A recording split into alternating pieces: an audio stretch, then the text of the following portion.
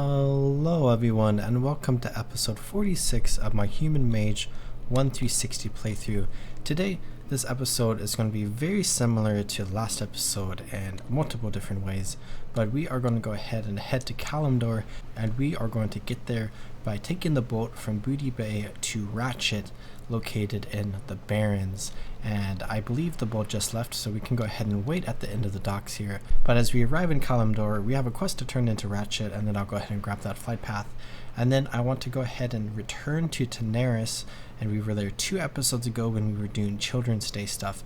But I want to go ahead and spend some time doing a bunch of quests in that area of the world and be able to get our level up a little higher. I might aim for like level 44 this episode. But as you look at the map of the Eastern Kingdoms, I have tried to spend most of my time basically just in the Eastern Kingdoms on this Let's Play series. It's kind of like a rule that I made for myself. And we broke that when we went to Dustwallow Marsh, of course, and we did several things there because there's important stories for like the human storyline there. And then Tenaris is kind of like another rule break that I'm going to do, but we just need to gain some levels in order to unlock future areas in the Eastern Kingdoms here. So we are really close to going to the hinterlands, and it says like level 45 right here. I think it's really like level 43, level 44, so we should be able to do that like next episode if we want to go there. And then of course we have the Syrian Gorge here, which I think is approaching like level 50, but it's a little bit below level 50.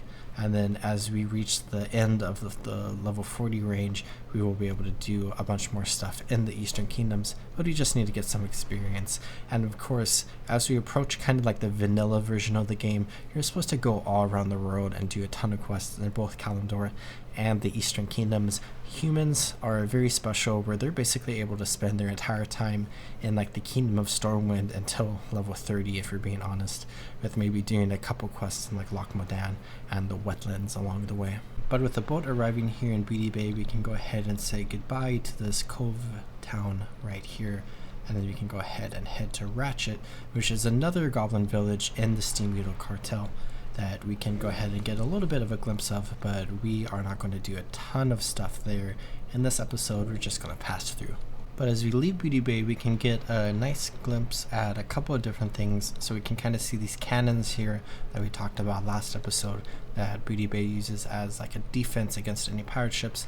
And then we have a nice view of this island right here that has the goblin statue on it. And then we might get a glimpse of the sea giant that resides on the island. But a really, really, really cool statue. And then we can see Booty Bay fading off in the distance. And then we can go ahead and sail across the Great Sea to Kalimdor, and then we can see the Barrens off in the distance here. And then we have a cool spot for warriors called Frey Island right there. And then we have Ratchet coming into view right here. And as we dock, we can go ahead and talk to Wharf Master Dizzywig right there, and we can go ahead and turn in this quest. And we have several Horde characters right here because we are deep into Horde territory right now. Of course, Ratchet is like a neutral area, but nevertheless, there's still a lot of Horde around, especially given the fact that there is like the 2 capital cities of Thunderbluff and Orgrimmar that are very close to Ratchet. But let's go ahead and run up here. I turned in that quest and got a quest to return to the Shimmering Flats, so we might run down there really quickly. But we have a Flight Master right here, and then I'm hoping that this flight path will connect to Gadget Zan, and it looks like it does. And we can also fly to Aberdeen, which is really interesting because I think as a Night Elf you can't do this. You have to get the flight paths in between, but I think since we're human, and I would assume it works for dwarves and gnomes as well, you don't have to get those flight paths, but I'm not entirely sure how it works. But let's go ahead and take this flight path to Gadget Zan. But arriving in Gadget Zan, we have a bunch of stuff that we can do around here, some quests to turn in and some quests to pick up. So I think first things first, I'll go ahead and talk to Tranrek right here, which is a quest that we got from Tabitha, and we can go ahead and complete this quest. And now we have a quest to go into Zulfrak, and I'll just go ahead and leave that in my quest log for now. But let's go ahead and return north into the Shimmering Flats really quickly, and we can go ahead and turn in this Parts for Cravel quest. I'm actually exploring this area on my Night Elf Warrior right now, and I think I'm like level 32, 33 or something, but I'm doing quests here in the Shimmering Flats, which is kind of fun because I'm also doing stuff around here at our level 42 character, but of course the bulk of the quests here in the Shimmering Flats are like level 32 to 35. Where this quest right here is at the tail end of things at level 36, and it was pretty simple because you just had to go to Ratchet for it. But we can go ahead and turn this in, and then we can get a little bit of silver from that, and I think that was everything. Looks like we have another quest now for delivery to the gnomes, which I'm not entirely sure what this involves, so let's go ahead and pick it up really quickly. But it looks like we can just come right over here and get 10 more silver from this gnome, and then I think that is now officially everything with that quest line right there, and we got some nice experience and like 30 silver out of that. And then we have another quest right here that is related to Zul'Farrak, and we might go ahead and just pick this up. And I'm not entirely sure if we are going to be doing this quest in the future. We might end up doing it, but in order to basically summon this boss, we have to do a very special thing, which I think we'll talk about later. But to highlight the reward for this quest, it is a very cool item called Carrot on a Stick, which is a trinket item that increases mount speed by 3%. So we have our horse right now that is running at 60% more speed. If we had this, it would be running at 63%, which is very cool. And this is probably one of the most popular items in all of Classic WoW. But returning into Gadgetzan, we have a bunch of quests around here that we can go ahead and pick up. And then I'm going to go ahead and run to another area to pick up more quests, and then we'll go ahead and start doing a bunch of adventuring in this land. So let's go ahead and pick up that one that is related to Zul'Farrak, I believe. And then we can run down here and pick up another quest for Zul'Farrak. We're getting a lot of stuff that we might be able to just like end up doing Zul'Farrak at some point. I might try to find a group for it, but no guarantee. The last couple dungeons I did weren't like the favorite thing that I've ever done in the world because of like the community, and I think this is a quest that I was thinking, this quest over here, the Gadgetzan Water Survey, is not that quest, but this one is one that I want to go ahead and pick up. And then we have probably our main quest that we will be doing at the start here that is related to the wastewater bandits that I'll go ahead and talk about in a moment. But coming up here, let's go ahead and pick up these 2 wanted quests from this wanted poster right here, and then I might have to make room in my quest log to be able to pick up more stuff. But let's go ahead and run over here, and then we have this quest called Handle with Care, which I believe is bring the carefully packed crate to Airless Ember Sky in Root Throne Village, and this is worth 50 silver. So I might go ahead and just like sneak away at some point and go ahead and turn on that quest to get that silver and then return here. But let's go ahead and head east out of Gadgetzan, and then we can go to a cool spot called the Steamweedle Port, which is right here on the eastern edge of Daenerys, and we can go ahead and pick up the quest around here, and then we also have a quest to turn in. But here we are at Steamweedle Port, and let's go ahead and come turn in this quest first, which we picked up in Beatty Bay, and we're basically collecting people's debts. So let's go ahead and get this one, and then we can complete that. And now we have Stoli's shipment, so we need to find this shipment in order to return it to Beatty Bay, and it is located at a pirate camp, which we might be exploring this episode, and we'll talk about it in a little bit. But let's go ahead and pick up this quest that involves the pirate camp, and then we have 2 more quests up here, but our quest log is currently full, so I think I might get rid of these 2 mage quests because I don't think I'm going to be doing them. So let's go ahead and just get rid of that so we can clear up some space, and then we can pick up this quest to collect pirate hats. And then we have another quest over here to collect Screecher Spirits, which I believe is in the hinterlands. This quest is actually in Feralus, which we were in like the very eastern edge last episode. But we now have a ton of stuff to do here in like the eastern part of Daenerys. As we head southwest, it kind of approaches level 50, so we're going to be waiting a little bit to do those quests. But now let's go ahead and work on all these quests that we just picked up right now. As we do the first quests in Daenerys, I wanted to talk about the Wastewater Bandits, who are a group of humans who inhabit the deserts of Daenerys and Odem. Odem, which was introduced in the Cataclysm expansion. As their name implies, the group was formerly nomadic, wandering around Daenerys and later Odem. The Wastewater Bandits descend from a small band of human pirates who arrived in Kalimdor around year 20, shortly after its discovery by the people of the Eastern Kingdoms. When the South Sea pirates arrived in Daenerys, they got into competition with the Wastewater, fighting them and stealing the few ships their enemies had, resulting in the South Sea pirates marooning the Wastewater and Daenerys. Since their defeat against the South Sea pirates, the Wastewater took to a new life as outlaws and started raiding rich goblin settlements and capturing their life-giving water wells. They have taken control over many of the water sources in the desert and were thus despised by the Gadgetzan Water Company. They could be found at the Noonshade Ruins and the Water Spring Field. They were led by Caliph Scorpidstein, whose head was sought by Gadgetzan. So this is just a really interesting group of bandits that we really only see exist here in Tenaris, and they have a little bit of deep lore behind them, but it doesn't go super deep. But I think as a lot of people kind of explore the world of Azeroth, most people skip over quests and they don't really see the deeper meaning of what's going on in areas, especially in the classic version of World of Warcraft. And a lot of people see these bandits as just random mobs that you just fight, but there's a little bit more of a story going on with them here. And of course the quests that are connected to the story is also pretty good. We of course just have some basic killing quests as well as a wanted quest, but we also have some reputation farming that we could kind of do here, where we can also get a chest of goodies where we can kill a bunch of these bandits and then collect some of the water jugs and return it to Gadgetzan to help out the goblins here. So now that I'm done with those quests, I want to do a little bit of world trekking, or I guess continent trekking, where I have several quests around Kalimdor that I want to go ahead and do. So let's go ahead and we'll just fly around to a bunch of different places. First place I'm going to go ahead and fly to is Dustwallow Marsh, because we have 2 quests to turn in, one at Theramore, and also I want to check out the tailoring trainer there. So let's go ahead and fly there now. And arriving in Theramore, we have a quest called Acris by the Bundle, where we have to deliver some Acris reeds, which we got off of the Naga in Stranglethorn Vale last episode, and you just have to bring it over here to this private tier, and then we can go ahead and get this experience. So I'll go ahead and just turn this in, and I don't think there's too much interesting things here, just 45 silver, and then that's the end of that quest line there, where I got 2700 experience, and I also got some Booty Bay reputation from that as well. Looks like that private tier is a member of Booty Bay, and then everyone else around here is just normal Alliance people.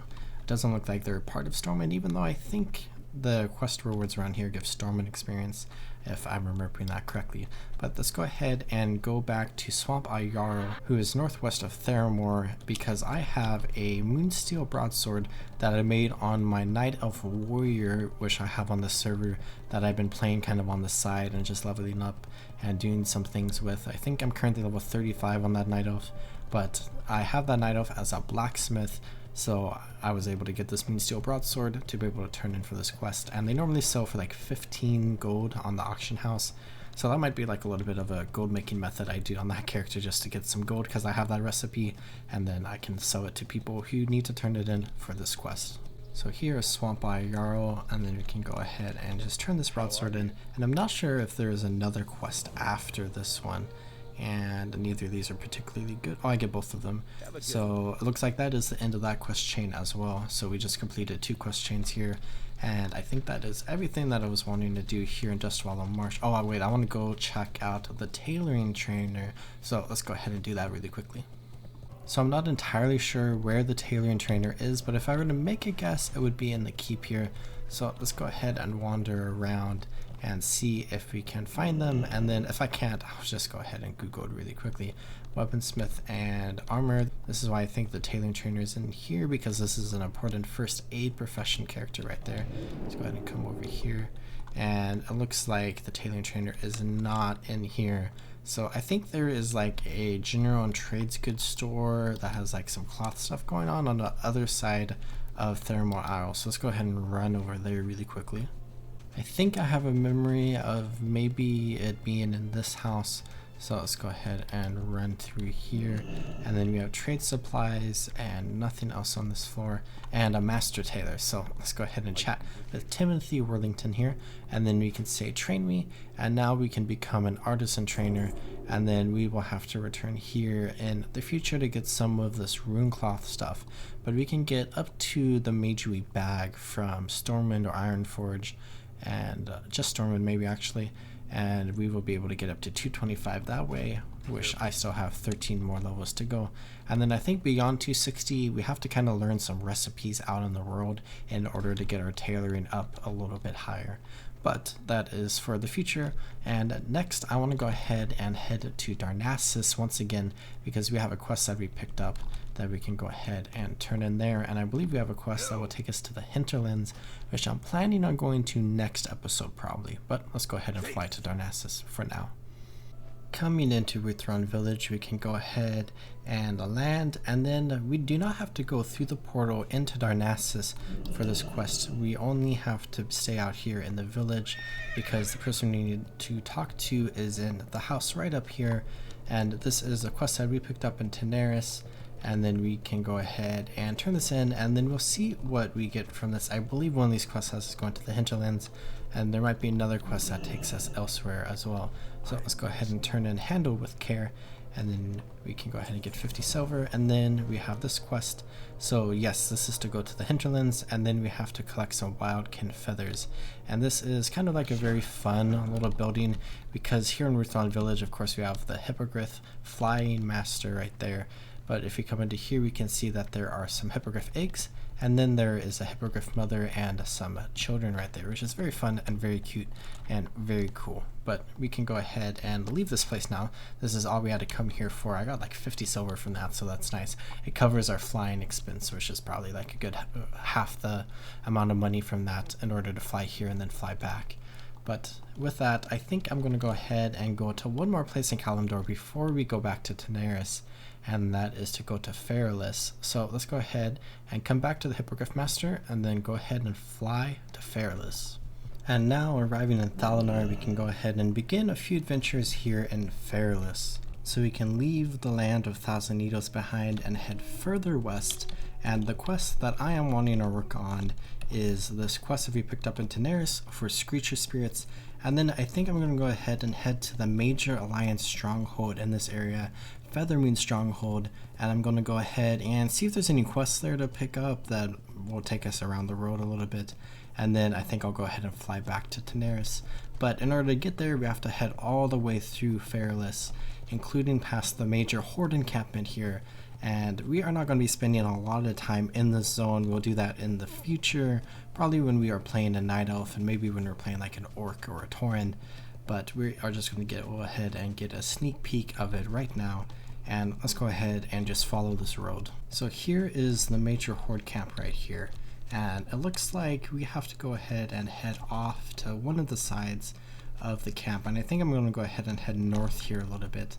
And the wildlife around here is not super dangerous in this area, because I think it's just like around level 40 at the start of Feralus right here, and then as we head into like different parts of it, it becomes closer to like level 50.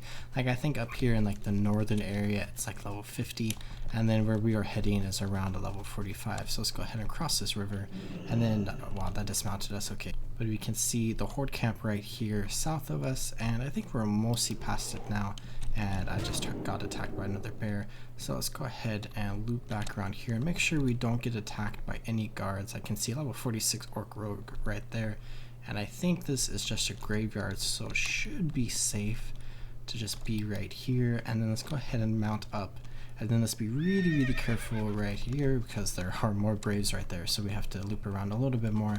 So let's go ahead and come around here, and I think we are past them now, so let's go ahead and continue along this road until we get to where we need to go for this quest. Here's my obligatory, we are going over a bridge, and I just absolutely love bridges in video games, and this bridge is super cool.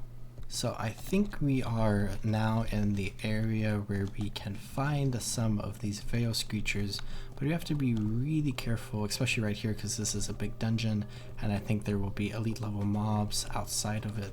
So let's not go too far up that way. And I think the creatures that we need to find are pretty scattered. Oh, there's one right there. So let's go ahead and come over here, and then this Screecher is 3 levels higher than us, so hopefully we do not struggle with this too much. And let's go ahead and just DPS it down. So I believe we have to just kill it, and then we can use this on the corpse of it, and then we can interact with it, and I have silenced this. Is not a good thing. So I am almost dead, so hopefully we can finish off the Screecher with these frostbolts here. I think I'm going to go ahead and use this healing potion though, and we might have to use a healing potion every time we fight one of these Screechers. Go ahead and try to get one more frostbolt off, and then a fire blast, except we are silenced again for 6 more seconds. So let's go ahead and run off this way, and I think it slowed. So let's go ahead, and this is not okay. Well, that was definitely not good. I got silenced twice, and Just in case we get attacked by a creature when we use this, let's go ahead and heal up really quickly. I don't think we are going to get attacked, but just in case. And then we can go ahead and use this bramble to summon the spirit, and then we can interact with the spirit. And I got a guild invite right there. And now that is 1 out of 3. So let's go ahead and find 2 more. We are getting close to the western side of Fairless here, and we are kind of going downhill because we are heading towards the ocean. But I see another Veil Screecher right here. There's a ton of other mobs around, so let's go ahead and be careful here. And this log might actually be an advantage for us, except the Screecher is also only level 44 this time, so this should be a little bit easier for us. And as the Screecher comes up the log, let's go ahead and drop down, so then the Screecher has to run all the way back down towards us. And then we can go ahead and finish the Screecher off like that, and we didn't even get hit once because we dodged the attack there. So significantly easier than the Screecher that we fought earlier, and we can get our second spirit there. And it says the spirit hovers over its fallen body, its ghostly eyes pierce through you as it gazes beyond. So goodbye to that, and let's go ahead and find 1 more further down here into the Forgotten Coast. And then we have to be really careful around this area because I know there are some very high level elite sea giants similar to what we've seen in Stranglethorn, so we are definitely want to avoid those creatures. And I think there's some of those in Tenaris as well, but we have not been to that area of Tenaris yet. And we have some high level alliance here with us, a level 53 Night Elf Warrior. But let's go ahead and that is the path that we would normally take. We see the boat right there to get to Feathermoon Stronghold, but let's go ahead and run up here and see if we can find 1 more Screecher spirit. And then as we come back down here, hopefully that boat returns pretty quickly. Actually, looks like we have to drop down there. I see a Screecher spirit right there. Let's go ahead and find over here. We can probably just drop down without taking too much damage. I could use slow fall if I wanted to, but light feathers are like 25 silver each, so I kind of want to conserve those for special moments. And I think overall I'm pretty fine right there, 70% health. Let's go ahead and run this way, and let's go ahead and get this last spirit. Only level 44, so it should be pretty easy, just like the last one. Didn't even hit us again. Let's go ahead and loot it, and then get our 3rd and final spirit. And then we can complete this quest, and we can return to Tenaris in order to turn it in. And I think I'm going to go ahead and come over here and wait for the boat, and we will have to wait a little bit of time because it just left, which is unfortunate, but we shouldn't have to wait too long. We have a goblin right there that is a quest giver closer to level 50, so maybe we'll return here and do that, or maybe we'll just wait for the future, but nevertheless we'll have to do some waiting right now. The boat is here. Let's go ahead and hop onto it. So off the coast of Fairless here, we have several islands, 2 very large ones, and we are actually traveling through the 2 biggest ones right here. So we can see this one off on the southern end here, which is a really cool island called the Isle of Dread. And then of course on the northern end, we will arrive at Feathermoon Stronghold. But I think a lot of the stuff around here is basically like Night Elf territory, and we see some very old Kaldori ruins, but then the Naga came in, who were once Night Elves. But we have arrived at Feathermoon Stronghold, so I'm going to do exactly as I said, and I'm going to look at the quest around here and see if there's anything worthwhile to pick up. And I'm basically just not going to pick up anything that has us doing stuff here in Fairless. And then beyond that, we can go ahead and get the Flight Master, which is right over there, and then we can fly back to Tenaris. We have Chandris Feathermoon right here, who is a very important character from Warcraft 3 and in World of Warcraft. We have 2 pet cats right there, which is very cute, but we have this quest right here, which has us doing stuff in Fairless. And then we have another quest right here that has us returning to Ruthron Village. So I might go ahead and pick this one up. And then we can run up here where we just picked up the quest earlier, and we can turn this in. And then this is just doing stuff here in Fairless. So we picked up 1 quest for Ruthron Village, but I think I'll go ahead and turn that in later. Actually, I guess I'm going to go ahead and return to Ruthron Village because I just looked up what this quest is, and it actually has us going to Tenaris, so I might as well pick it up. So let's go ahead and fly back to Ruthron Village, and then we'll fly back to Tenaris. So this quest is actually back at this house, and instead of just the bottom floor here, we can go ahead and run to the top floor. And then we have a Cenarian Lorekeeper right here, which we can go ahead and turn this quest in, and then we can look around and see if she missed something.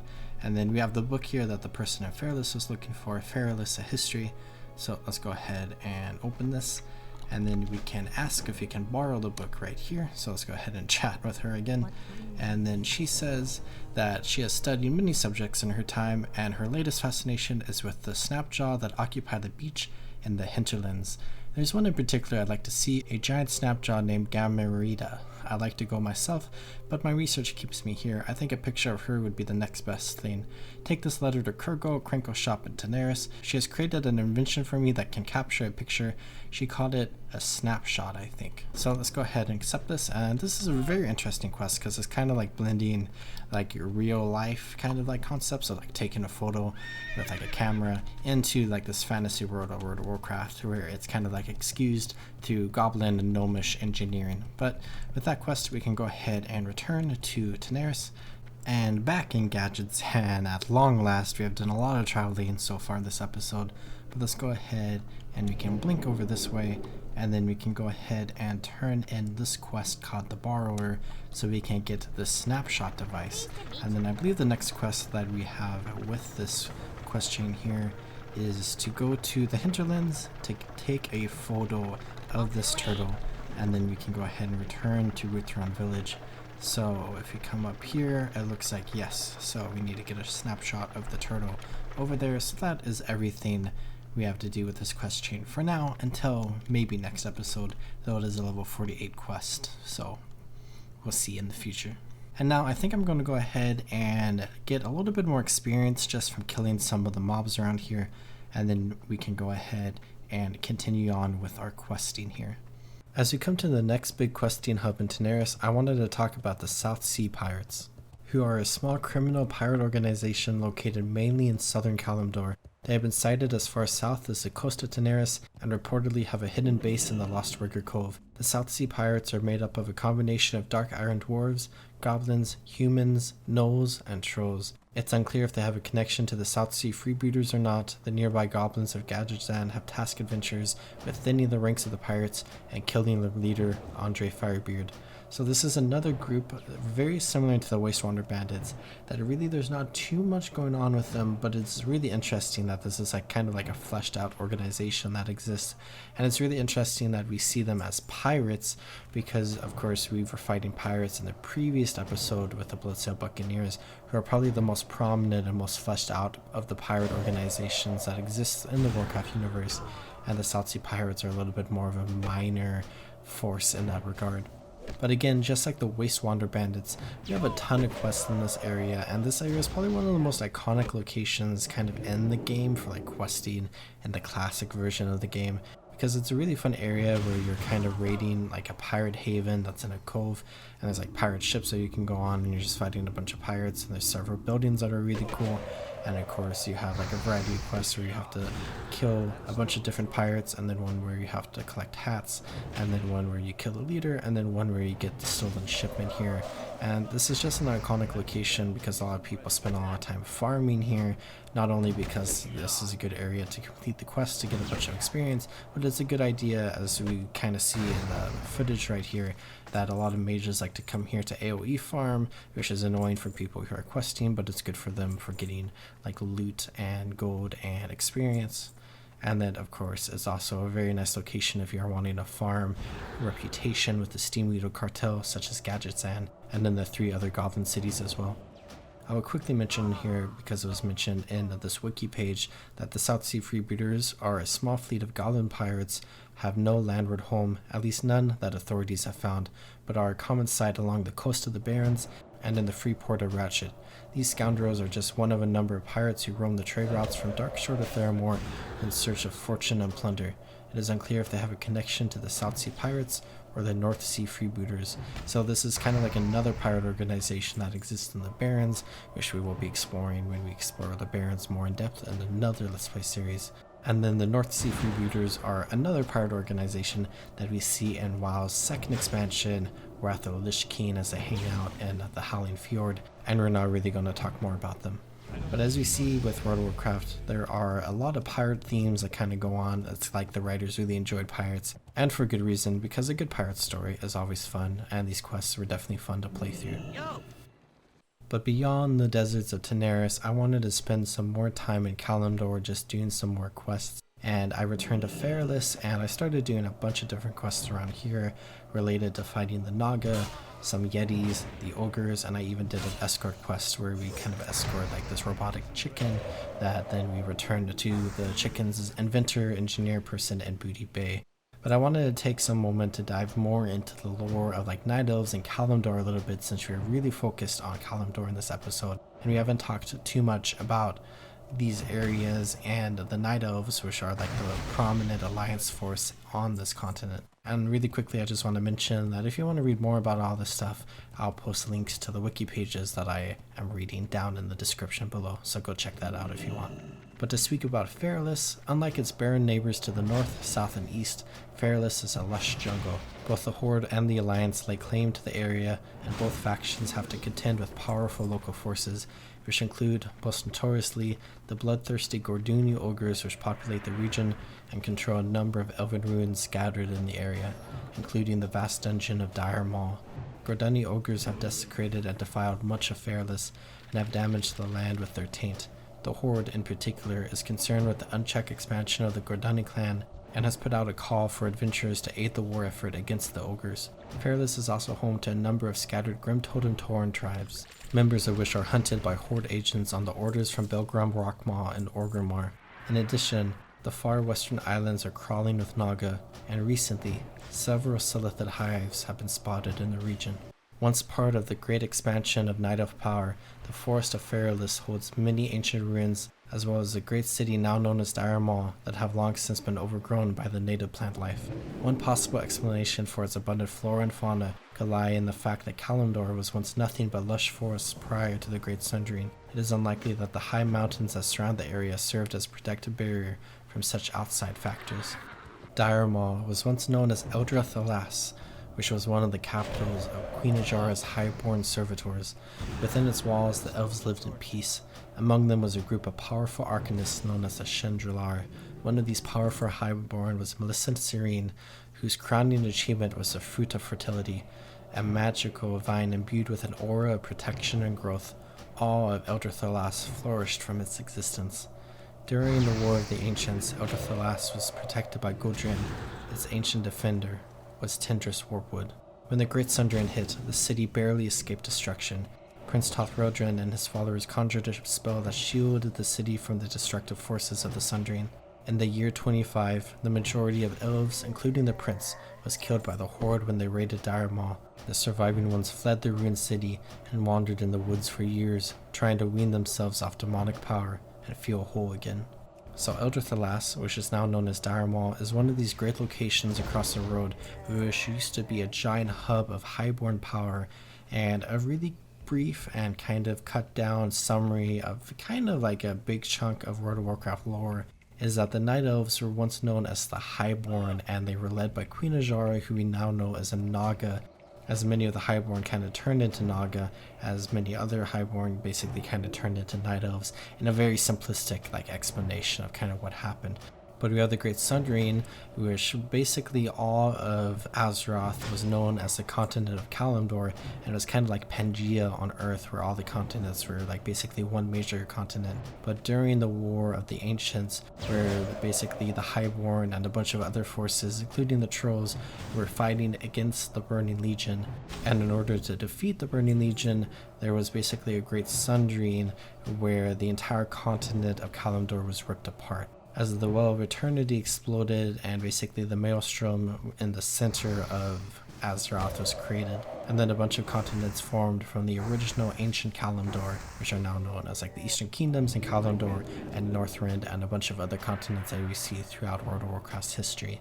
And a small correction on what I just said is that the Highborn are actually a sect of the Night Elves, which are known as the Kaldori, and basically the Highborn were very like heavy magic users and were very powerful and really kind of held themselves in like high regards. And the Night Elves themselves are one of the most powerful and mystical races in all of Azeroth, and we see now in the modern day version of World of Warcraft, the kind of empire of the Kaldori and the Highborn has kind of crumbled a little bit. And of course, we know from Warcraft 3 that Kaldori's immortality was stripped away from them as Nordrassil was destroyed. And now in World of Warcraft, we see a bunch of strongholds of the Night Elves around the world, such as here in Fairless, where we have Feathermoon Stronghold, where Chandra's Feathermoon resides, who is one of the most important lore characters in World of Warcraft, as she is the leader of the Sentinels. And then we've seen in kind of like recent years, recent being a little bit of an understatement, where the Night Elves have really turned away from like magic use and turned towards druidism. And then we see with World of Warcraft's history that kind of changes a little bit as magic is kind of reintroduced into Night Elven society, and we kind of see the Highborn reintroduced in like the Wrath of Lich King expansion. But here in Classic WoW, the Night Elves are very druidic, and that kind of fits in with the lands of Fairless around us, where this is kind of like a very lush forest, which kind of really fits in with what we know about Night Elves and their druidic tendencies. But beyond everything in Fairless, I just turned in all the quests here, and then I left to Booty Bay to turn in a couple more quests, and then returned to Stormwind to do a few of those things that we like to do in the city, where we did a little bit of tailoring, and then went to our trainer and learned some new skills. And beyond all of that, I'm going to go ahead and call this episode good here, and I really hope you all enjoyed watching this episode and learning more about the lore of World of Warcraft and really exploring Kalimdor. And I hope you all are taking good care of yourselves. Remember to drink some water, check your posture, and subscribe. And I'll see you next time in the world of Azeroth. Goodbye.